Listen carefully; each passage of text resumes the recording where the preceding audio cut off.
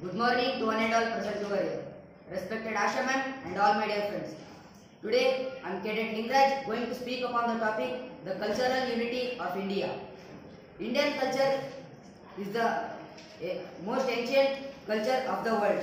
It's because of its dynamism, flexibility and the great power of assimilation that the Indian culture had survived in spite of many foreign attacks, invasions and such other odds. Dharma or religion has been a great cultural force to unite India into a nation and country. It is not easy to explain Dharma in Western terms. It is for the sake of convenience that we use religion as an equivalent term. Indian culture represents a fusion and assimilation of many cultural trends and strands. It's like a mighty river originating in high snow mountains and fed by thousands of streams and rivers. India is the second largest country of the world in terms of population, and also it is the seventh largest country of the world in terms of area. The teeming millions of India speak numerous languages, dialects and variations. India has always been culturally one and organically an entity from Kashmir to Kanyakumari. No doubt, India is a land of great variety and diversity, yet its unique culture has been a great unifying force. The vast number of languages, dialects, worships, faiths and the style of living may confound a stranger, but in reality they represent different aspects of the one and the same nation. As do the spokes of the same wheel of a chariot. The Constitution clearly mentions that it is the prime duty of every citizen of India to promote the harmony and the spirit of common brotherhood amongst all the people of the India, transcending religion and region or sectional diversities. In order to preserve and strengthen our national harmony, integration and unity is essential that certain steps are taken. Equal developmental opportunities should be provided to all the sections of the society. Thank you.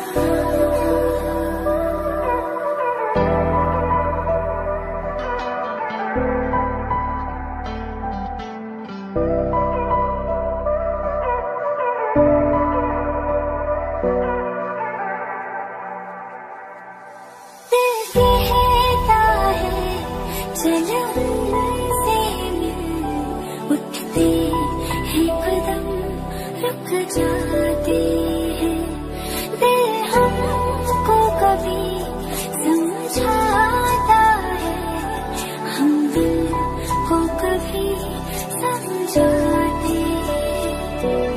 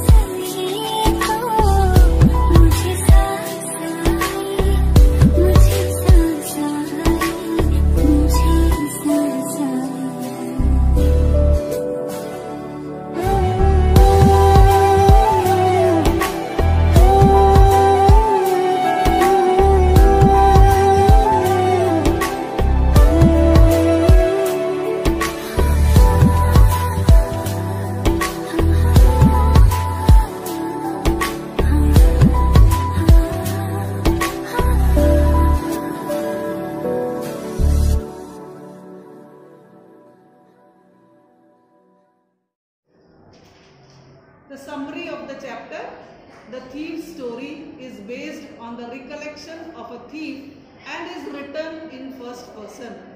The story highlights the moral dilemma of a thief as well as his potentiality for goodness. The story begins when we are told that although the narrator was only 15, yet he was quite an accomplished and experienced hand in his profession of theft when he met Anil for the first time during a wrestling match. No sooner had the narrator met Anil than he found a prospective client in him. The narrator had an irresistible desire to rob Anil. In order to shape his plan, he introduced himself to Anil by a pseudonym. Pseudonym is a false name, Hari, and expressed his desire to work for him. Anil refused to engage Hari as a domestic help initially. He told Hari that since he made money by fits and starts, he could not pay Hari regularly. However, later, Anil agreed to keep Hari with him on condition that Hari would cook food for him. In return, Anil promised that he would give Hari food to eat.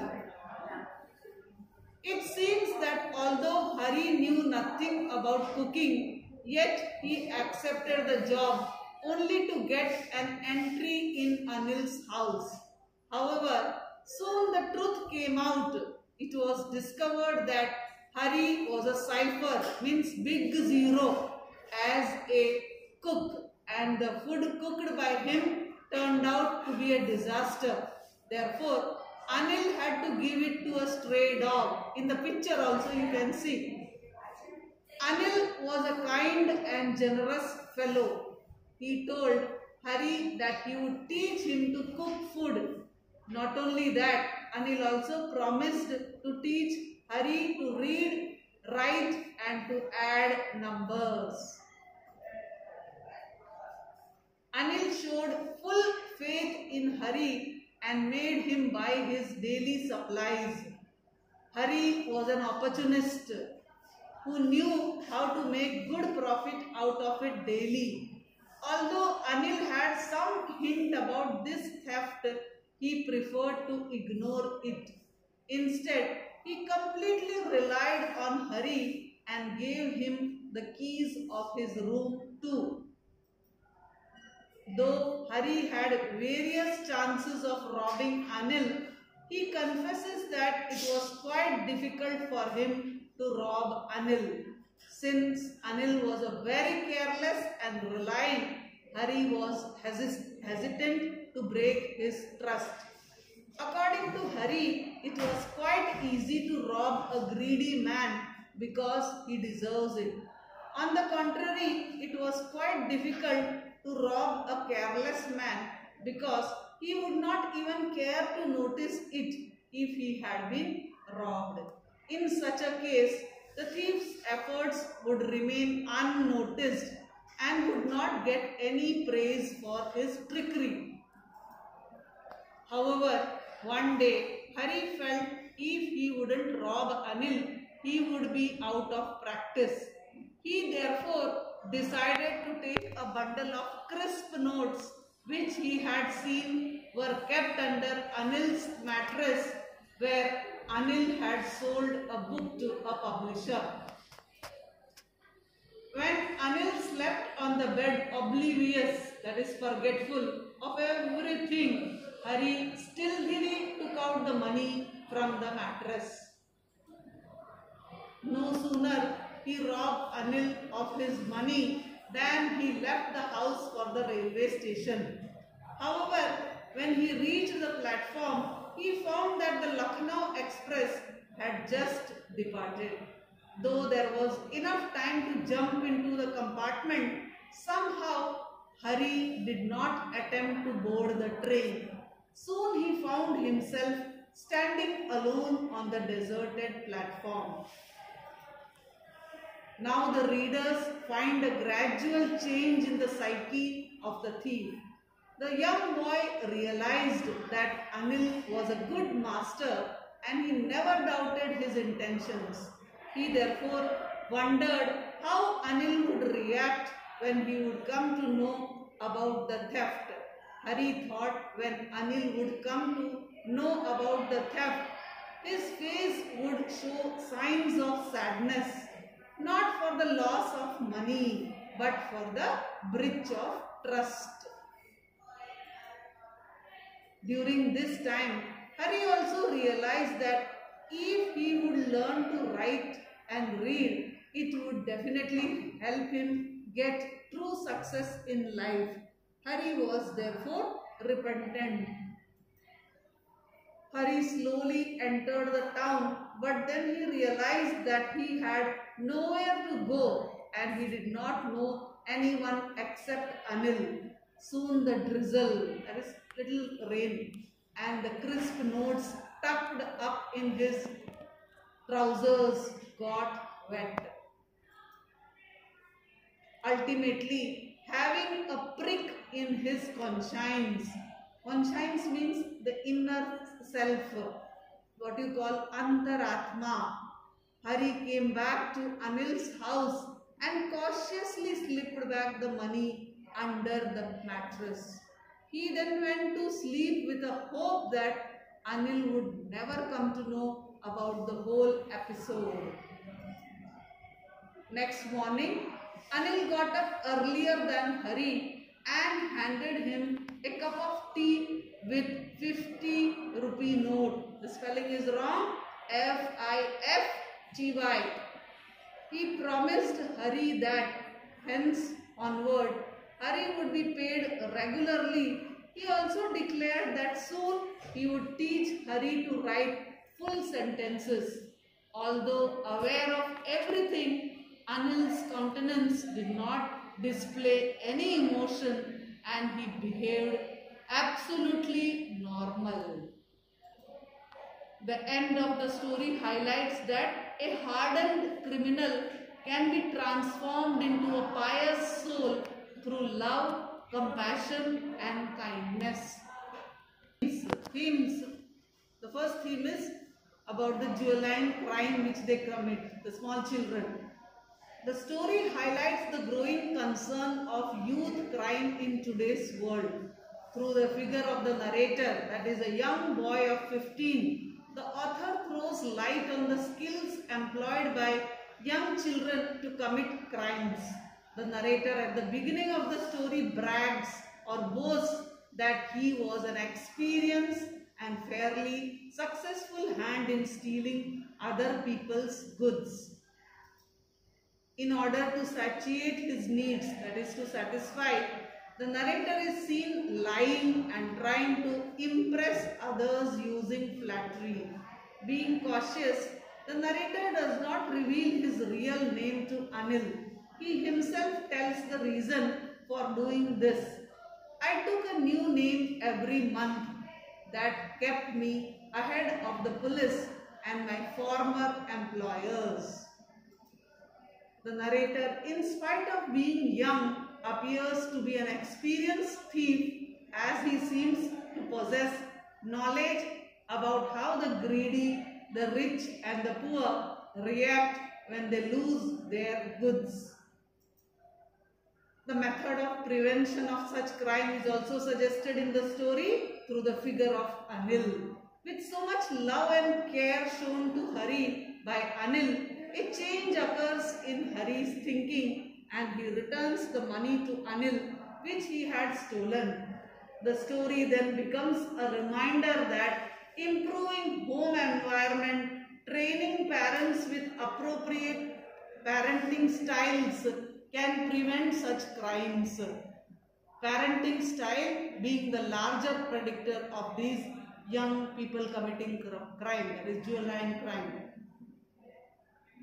Important theme of the chapter, Anil's unflinching trust. The figure of Anil in the story appears one such who, through his unwavering trust in Hari, seems capable of bringing an irrevocable change in him. From the very beginning, Anil has been shown as a person who confides in Hari. Though Hari had lied to him and that he could cook, Anil believed him and gave him work at home. Later, narrator reveals that although Anil was aware that he had made a profit of about 1 rupee when he went out to buy the daily supplies, he still kept trusting him. Anil even gave Hari the key to his door where he went out and did not hesitate to keep the money under his mattress instead of a safe place because he trusted Hari. All this made Hari remark, "He was the most trusting person I had ever met." His strong trust in Hari was capable of transforming him. Therefore, in the end, Hari realizes it was not stealing and reading and writing which would make him a big man someday. Yes.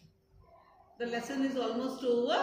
Now we have Cadet Bhavna, who will be giving a speech on the topic, "Trust is the most important ingredient in any relationship."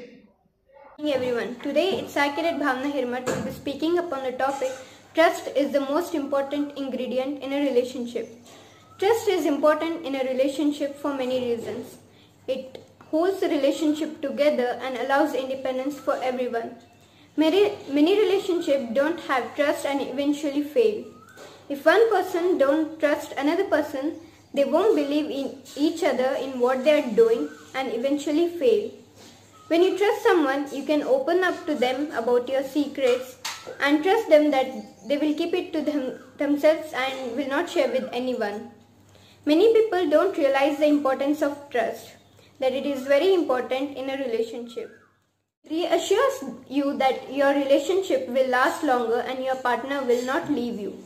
It also helps you to heal when you are hurt or open conversations, being each other's priority, listening actively, being comfortable and confident are some signs of trust. This is an important aspect of all relationships because it requires us to choose the vulnerable and courageous. And lastly, I would like to quote, "Whether it is friendship or relationship, all bonds are built on trust. Without it, you have nothing." Thank you.